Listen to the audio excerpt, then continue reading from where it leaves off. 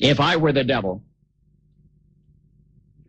if I were the prince of darkness, I'd want to engulf the whole world in darkness, and I'd have a third of its real estate and 4/5 of its population, but I wouldn't be happy until I had seized the ripest apple on the tree. So I'd set about, however necessary, to take over the United States.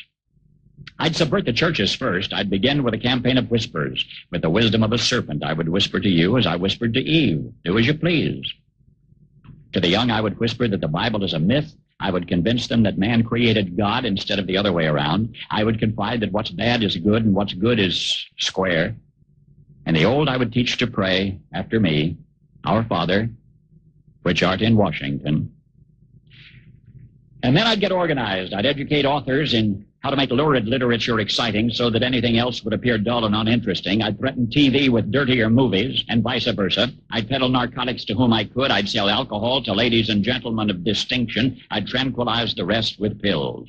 If I were the devil, I'd soon have families at war with themselves, churches at war with themselves, and nations at war with themselves, until each in its turn was consumed. And with promises of higher ratings, I'd have mesmerizing media fanning the flames. If I were the devil, I would encourage schools to refine young intellects, but neglect to discipline emotions. Just let those run wild. Until before you knew it, you'd have to have drug-sniffing dogs and metal detectors at every schoolhouse door. Within a decade, I'd have prisons overflowing.